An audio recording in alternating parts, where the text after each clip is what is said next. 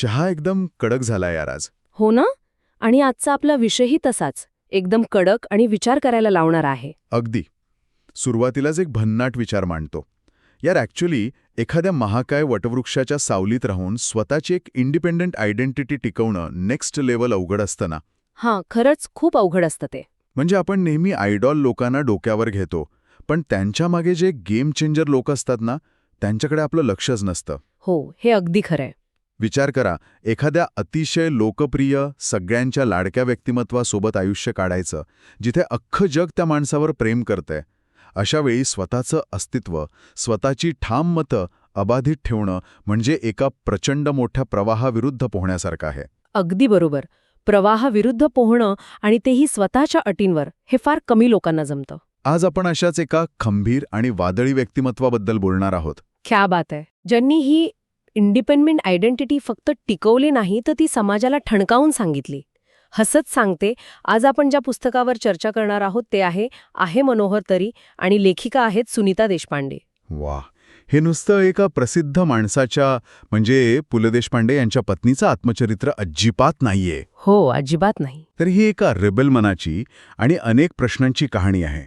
ऐकणाऱ्यांना कदाचित वाटेल की हे कन्व्हेन्शनल बायोग्राफी असेल, पण हा पूर्णपणे एक माइंडसेट बदलणारा अनुभव आहे. अगदी.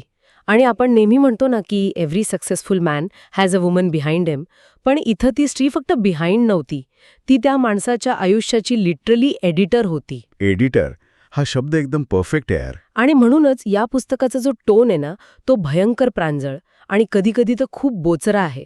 स्वतःच्या चुका, स्वतःचे विचार त्यांनी इतक्या स्पष्टपणे मांडलेत की वाचताना अंगावर काटा येतो. ही जी स्वतःची ओळख जपणारी वृत्ती आहे ना, त्याची सुरुवात आपण पुस्तकातल्या सर्वात धक्कादायक प्रसंगाने करूया. हो, तो लग्नाचा प्रसंग ना. एक्झॅक्टली. आपण मगाशी इंडिपेंडंट आयडेंटिटीबद्दल बोलत होतो.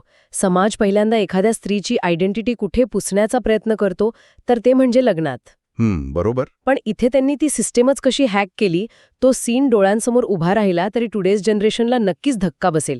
सुनीताबाई आणि पुलंचं लग्न. हां, तो प्रसंग म्हणजे एक सोशलॉजिकल केस स्टडी वाटतो मला. हो माय गॉड, लिटरली. विचार करा, आजकाल आपल्याकडे पुण्यात किंवा साताऱ्यात लाखो रुपये खर्च करून दिखावा केला जातो. हो यार, ते प्री वेडिंग आणि काय काय चालतं. एक्झॅक्टली. प्री वेडिंगच्या नावाखाली जे चालतं त्याच्या एक्झॅक्ट विरुद्ध हा सीन आहे. अवघ्या 10 ते 15 मिनिटात आणि फक्त 8 आणे खर्चून झालेलं हे लग्न. 8 आणे? सिरियसली? हो, फक्त 8 आणे. कोणताही बडेजाव नाही, कुठलेही पारंपरिक विधी नाहीत. रजिस्टर पद्धतीने अगदी साधेपणाने त्यांनी लग्न केलं. पण यार, हे ऐकायला खूप रेव्होल्युशनरी वाटतं, तरी एक प्रश्न पडतोच. काय? म्हणजे लग्न हा एक सामाजिक स्तुंभळा असतो ना, समाजाला आणि नातेवाईकांना एकत्र आणणारा एक इव्हेंट असतो.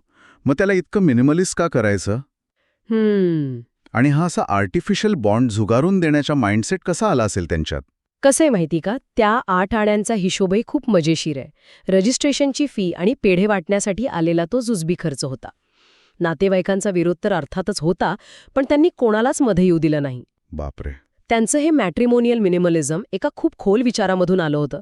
त्यांना वाटायचं की 2 व्यक्तींमधला जो बौद्धिक आणि भावनिक जोड असतो, तोच खरा बॉन्ड आहे. क्या बात. बाकी हे जे सगळे विधी, मंगळाष्टकं आणि समाजाचा देखावा आहे, तो एक आर्टिफिशियल बॉन्ड आहे. त्यांनी लग्नाला एका परफॉर्मन्सच्या चौकटीतून बाहेर काढलं. लग्नातले जे सोपस्कार असतात ते स्त्रीला एका साच्यात अडकवतात, असं त्यांचं स्पष्ट मत होतं. म्हणजे हे असं आहे की एखाद्या कॉन्ट्रॅक्टवर फक्त 2च लोकांची सही आहे आणि बाकीच्या जगाला त्यांनी स्पष्ट सांगितलंय की यू आर नॉट इन्व्हॉल्व्ड. हो, अगदी तसंच. त्यांनी त्या काळात एक प्रकारे समाजाच्या डोळ्यादेखत पण समाजाच्या अटी न मानता लग्न केलं. हे खरंच भारी आहे. पण मग हा बंडखोरपणा त्यांच्यात लग्नाच्या वेळी अचानक तर नक्कीच आला नसेल ना? नाहीच मुळी. हा बंडखोरपणा अचानक आलेला नाही. त्याची पाळमुळं त्यांच्या बालपणात आणि स्वातंत्र्य लढ्याच्या काळात आधीच रुजली होती. अच्छा. किशोर वयातच त्यांनी स्वातंत्र्य चळवळीत उडी घेतली होती. घरच्यांचा विरोध पत्करून त्यांनी घर सोडलं होतं. इतकंच नाही तर समाजाची पर्वा न करता त्या काळात त्यांनी पांढरी साडी नेसणं आणि कपाळ कोरं ठेवणं पसंत केलं होतं. चायला, लई भारी. 1940च्या दशकात एका तरुण मुलीनं असा फर्म स्टॅन्स घेणं हे सिरियसली इन्स्पायरिंग वाटतंय. हो ना, कारण पांढरी साडी आणि कोरं कपाळ हे तत्कालीन समाजात वैधव्याचं लक्षण मानलं जायचं. तरीही त्यांनी ते स्वीकारलं, कारण त्यांना त्या परंपरेतलं थोथाण मान्य नव्हतं. आज आपण फेमिनिझमच्या ज्या गप्पा मारतो त्याचं हे एकदम प्रॅक्टिकल उदाहरण आहे. अगदी बरोबर. स्वतःच्या तत्वांशी प्रामाणिक राहण्यासाठी पारंपरिक चौकटी मोडण्याची हिंमत त्यांच्यात होती. त्यांनी स्वतःच्या आयुष्यातल्या कुठल्याच निर्णयावर समाजाचं ओझं येऊ दिलं नाही. जेव्हा त्या शिक्षिका म्हणून काम करत होत्या तेव्हाही त्यांची हीच ठाम तत्वाची वृत्ती दिसून यायची. तिथेही त्यांनी ॲडमिनिस्ट्रेटिव्ह कॉन्फ्लिक्ट्समध्ये स्वतःची बौद्धिक प्रामाणिकता जपली. म्हणजे नक्की काय झालं होतं तिथे? म्हणजे शाळेच्या व्यवस्थापनाशी मतभेद झाले तरी कोणत्याही दबावाखाली न येता जे योग्य वाटतं तेच करायचं हा त्यांचा स्वभाव होता. नोकरी गेली तरी चालेल पण तत्व सोडायची नाहीत. यार ॲक्च्युली हे एक्झॅक्टली आपल्यासारखंच आहे. आपणही कॉर्पोरेट जगात किंवा आपल्या प्रोफेशनल लाईफमध्ये बऱ्याचदा तत्वांसाठी झगडत असतो. हो ना. कुणी बॉस चुकीचा निर्णय घेत असेल तर त्याला विरोध करण्याची हिंमत फार कमी जण दाखवतात. पण सुनीताबाईंची ही वृत्ती पाहिल्यावर जाणवतं की तत्व पाळायची असतील तर थोडी झळ सोसावीच लागते. अगदी बरोबर. या स्त्रीला जेव्हा एका अतिप्रसिद्ध व्यक्तीच्या म्हणजे पुलंच्या आयुष्याची जबाबदारी घ्यावी लागली तेव्हा नेमकं काय झालं? हा खूप महत्वाचा भाग आहे. कारण पु ल देशपांडे म्हणजे महाराष्ट्राचं लाडकं व्यक्तिमत्व, द बर्डन ऑफ सेलिब्रिटी हा प्रकार त्यांनी कसा हाताळला? हा पुस्तकातला खूप इमोशनल भाग आहे. पुलंच्या आयुष्यातील पडद्यामागची सगळी मेहनत सुनीताबाईंनी घेतली. त्या पुलंच्या ड्रायव्हर होत्या, सेक्रेटरी होत्या आणि त्यांच्या वेळेचं रक्षण करणारी एक अभेद्य भिंत म्हणून त्यांनी काम पाहिलं. भिंत म्हणजे लिटरली एक फायरवॉलच. हो, कारण पुले हे अतिशय साधे आणि कुणालाही नकार न देऊ शकणारे गृहस्थ होते. कुणीही यावं, गप्पा माराव्यात, त्यांचा वेळ द्यावा असं चालायचं. हो, म्हणजे आपण ऐकले की पुलं म्हणजे सगळ्यांसाठी उपलब्ध असलेले माणूस. पण जर तसं असतं तर त्यांनी एवढं विपुल साहित्य लिहिलंच नसतं यार. आणि म्हणूनच सुनीताबाईंनी ती भिंत उभी केली. त्यांनी लोकांना अडवलं, पुल्यांच्या वेळेचं नियोजन केलं, पण हे करत असताना त्यांनी लोकांचा भयंकर राग ओढवून घेतला. साहजिकच आहे. लोक त्यांना गर्विष्ठ म्हणायचे आणि सगळ्यात वाईट म्हणजे लोक त्यांना पुलंच्या घरचं कुत्रं म्हणून हिनवायचे. हा शब्दप्रयोग किती भयंकर आहे विचार करा. बापरे, डोकं सुन्न होतं हे ऐकून. एखादी स्त्री आपल्या नवऱ्याच्या कलेचं, त्याच्या वेळेचं रक्षण करतीये आणि समाज तिला एवढ्या वाईट शब्दांत हिणवतोय. हो ना. पण यावर सुनीताबाईंनी पुस्तकात जे उत्तर दिलंय ते खऱ्या अर्थाने एक मास्टरपीस आहे. हो, त्या म्हणतात, कुत्रं पाहणाऱ्यांना माझ्या गळ्यातली साखळी का दिसली नाही? बापरे, कुत्रं पाहणाऱ्यांना माझ्या गळ्यातली साखळी का दिसली नाही हे वाक्य खूप काळ डोक्यातून जात नाही. अगदी. यार ॲक्च्युली हे एक्झॅक्टली एखाद्या मोठ्या कंपनीच्या गेटकीपरसारखं आहे. जो माणूस नो म्हणतो तो कायम वाईट ठरतो. प्रत्येक यशस्वी सीईओच्या मागे एक कडक चीफ ऑफ स्टाफ असतो जो सगळ्यांना नकार देतो, जेणेकरून तो सीईओ महत्त्वाच्या गोष्टींवर फोकस करू शकेल. परफेक्ट अॅनालॉजी आहे. जर सुनीताबाईंनी ती फायरवॉल उभी केली नसती तर पुलंच्या हातून ते महान साहित्य आणि कलाकृती उभ्या राहूच शकल्या नसत्या. आणि लोकांना पुलंचं ते मनोहर म्हणजे सुंदर रूप दिसायला हवं होतं, पण त्यामागे सुनीताबाईंना जे उदास आणि एकाकीपण अनुभवावं लागलं ते कुणालाच दिसलं नाही. खरंच. पुस्तकाचं शीर्षकच आहे मनोहर तरी. म्हणजे जरी हे सगळं बाहेरून सुंदर मनोहर दिसत असलं तरी आतमध्ये एक भयानक संघर्ष आहे. ही जी पब्लिक वर्सेस प्रायव्हेट रियालिटी असते ना, ती त्यांनी खूप जवळून पाहिली होती. आणि इथंच त्यांचा तो लढाऊबाणा पुन्हा दिसतो. वैयक्तिक आयुष्यात हक्क मागणारी ही स्त्री व्यावसायिक आयुष्यातही अन्याय सहन करणारी नव्हती. पण नाही यार, एक मिनिट, मला इथं थोडा पुशबॅक द्यायचा आहे. म्हणजे काय झालं? नाही यार, ऑथरचा पॉइंट वेगळा होता मला वाटतं. तुझे आहे तुझ्यापाशी या नाटकाच्या रॉयल्टीसाठी त्यांनी जो कोर्टात खटला टाकला तो सरळ पैशांचा वाद होता ना. पैशांचा? हो, म्हणजे शेवटी फायनान्शियल मॅटरच होता तो. पुलंची नाटकं हाऊसफुल चालत होती, निर्माते पैसे कमवत होते आणि लेखकाला योग्य तो वाटा मिळत नव्हता. तर हा निव्वळ पैशांचाच वाद वाटतो मला. अरे काहीतरीच नीट वाचलं नाहीस. हसत काय? तो प्रसंग फक्त पैशांचा असता तर त्यांनी कोर्ट कचेऱ्या करण्यात आपली मनशांती का घालवली असती? ओके, सांग तुझं व्हर्जन, कारण मला तरी त्यात कमर्शियल अँगल जास्त वाटतो. हा वाद पैशांसाठी नव्हताच मुळी. हा सार्वजनिक दृष्टी किंवा काय म्हणतो आपण त्याला, पब्लिक विजन प्रस्थापित करण्याचा लढा होता. अच्छा. त्या काळात मराठी नाटककारांची आणि कलाकारांची निर्मात्यांकडून सर्रास पिळवणूक व्हायची. कॉपीराईट्स किंवा रॉयल्टी हा प्रकार कोणी मनावर घ्यायचा नाही. हो, ते पूर्वी तसंच चालायचं. नाटक एकदा लिहून दिलं की जिमात्याचं झालं. लेखकाला काही अधिकार उरत नसत. सुनीताबाईंना हे मान्य नव्हतं. त्यांनी हा लढा पुलंच्या फक्त एका नाटकापुरता लढला नाही. म्हणजे एक सिस्टीम विरुद्धचा लढा होता तर हा. जसं आजकाल आपण पाहतो की ओपन सोर्स डेव्हलपर्स किंवा इंडिपेंडेंट क्रिएटर्स मोठ्या टेक जायंट्स विरुद्ध लढत असतात स्वतःचे हक्क आणि इंटलेक्च्युअल प्रॉपर्टी वाचवण्यासाठी. अगदी तसंच. कलाकारांच्या हक्कांचे कायदे मजबूत करण्यासाठी आणि भविष्यात कोणत्याही कलाकारावर असा अन्याय होऊ नये म्हणून त्यांनी स्वतःचा वेळ आणि पैसा पणाला लावला. बापरे. निर्मात्यांनी त्यांच्यावर बहिष्कार टाकला, पुलंची नाटकं बंद पाडण्याच्या धमक्या दिल्या, पण त्या ठाम राहिल्या. हे वैयक्तिक लाभासाठी नसून एका सिस्टीम विरुद्ध टाकलेलं पाऊल होतं. क्या बात. त्यांनी त्या काळात इंटेलेक्च्युअल प्रॉपर्टी राईट्सचा पाया रचला असं म्हणायला हरकत नाही. वा. म्हणजे त्यांनी फक्त पुलंचं रक्षण नाही केलं, तर येणाऱ्या प्रत्येक मराठी लेखकाला आणि कलाकाराला एक प्रोफेशनल सब्जेक्ट बनवलं, ज्याला कायदेशीर हक्क आहेत. हा खऱ्या अर्थाने गेम चेंजर मोमेंट होता. हसत, अरे थांबा, अजून सबस्क्राईब नाही अक्षरवारीला, आत्ताच करा. दर आठवड्याला नवीन भाग येतोय, नोटिफिकेशन ऑन ठेवा. हसत, सिरियसली एकदम फ्री आहे आणि अशा भन्नाट पुस्तकांच्या गप्पा मिस करणं परवडणारं नाही.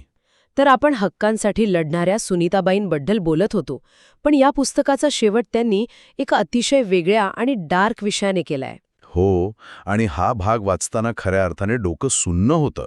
पुस्तकाच्या शेवटी त्यांनी आफ्रिकेतल्या आईक ट्राईब म्हणजे इक जमातचा जो उल्लेख केलाय तो कम्प्लिटली अनएक्सपेक्टेड आहे. हो, खूपच अनएक्सपेक्टेड आहे तो.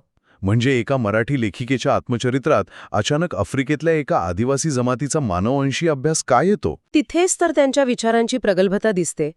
कॉलिन टर्नबुल या मानववंशशास्त्रज्ञाच्या अभ्यासाचा तो संदर्भ आहे. ही एक जमात अशी आहे जिथे गरिबी, भूक आणि अत्यंत प्रतिकूल परिस्थितीमुळे लोकांतली सहानुभूती म्हणजे एम्पथी पूर्णपणे संपली आहे. टर्मलने पाहिलं की तिथे कुटुंबाची ओढ, मुलांबद्दलचं प्रेम, म्हाताऱ्यांची काळजी घेण्याची वृत्ती हे सगळं त्या जमातीतून नष्ट झालंय. बापरे. तिथे माणूस फक्त स्वतःच्या जगण्यापुरता विचार करतो. आई आपल्या मुलाला अन्नासाठी दूर लोटते, म्हाताऱ्या माणसांना मरण्यासाठी सोडून दिलं जातं. हे ऐकायला खूपच भयानक आहे. पण सुनीताबाईंनी हा संदर्भ पुस्तकात का आणला? कारण त्यांना वाटायचं की आपणही हळूहळू त्याच एक अवस्थेकडे चाललोय. एक समातीची अवस्था नैसर्गिक आपत्तीमुळे झाली, पण आपण आधुनिकतेच्या नावाखाली स्वतःहून तशी परिस्थिती ओढून घेत आहोत. सिरियसली माइंडसेट बदलला हे ऐकून. आजच्या मेकॅनिकल एजमध्ये आपण पाहतोच आहोत. हो ना. मोठ्या शहरांमध्ये जिथे आपण फ्लॅट सिस्टममध्ये राहतो, शेजारी कोण राहतं हे आपल्याला माहिती नसतं. तंत्रज्ञानाच्या मागे धावताना आपण स्वतःपुरते जगतोय. न्यूक्लिअर फॅमिलीच्या नावाखाली आपण म्हाताऱ्या आईवडिलांना एकाकी सोडतोय. अगदी. नाते किंवा रिलेशनशिप्स ही संकल्पना कशी नामशेष होत चालली आहे याकडे त्यांनी बोट ठेवलंय. हा एक भयानक इशारा आहे आणि हे टुडेज वाईबशी सो रिलेटेबल आहे यार. खरंच आहे. आपण प्रगती करत आहोत, मेकॅनिकल एफिशियन्सी वाढवत आहोत, पण त्या बदल्यात आपण एकमेकांना मदत करण्याची वृत्ती गमावत आहोत. आणि जेव्हा म्युच्युअल एड संपते तेव्हा नात्यांचा मृत्यू होतो. हा एक एक्झिस्टेन्शियल इशाराच आहे त्यांच्याकडून. हे सगळं इतकं प्रगल्भ आयुष्य जगल्यानंतर त्यांनी हे आत्मचरित्र लिहिताना एका ठराविक साच्यात त्याला का बांधलं नाही? म्हणजे चॅप्टर 1, चॅप्टर 2 असं क्रॉनॉलॉजिकल ऑर्डरमध्ये तारखानुसार का नाही लिहिलं त्यांनी हे पुस्तक? कारण त्यांची मेमरी म्हणजे स्मृती ही स्वयार भटकंतीसारखी होती. जसं एखादं पाखरू एका फांदीवरून दुसऱ्या फांदीवर उडतं, तशीच ही आठवणींची भटकंती आहे. वाह, क्या उपमा आहे. त्यांनी मुद्दामून या पुस्तकाला कन्व्हेन्शनल साच्यात बांधलं नाही, कारण त्यांना वाटायचं की माणसाचं आयुष्य हे कॅलेंडरच्या तारखांनुसार नाही, तर भावनांच्या आणि अनुभवांच्या मॅपनुसार चालतं. भारीच. आणि म्हणूनच त्या म्हणतात की ही 60 उत्तरांची कहाणी नाही, तर 60 प्रश्नांची कहाणी आहे. अगदी बरोबर. आपण लहानपणी कथा ऐकायचो ना, 60 उत्तरांची कहाणी सफळ संपूर्ण.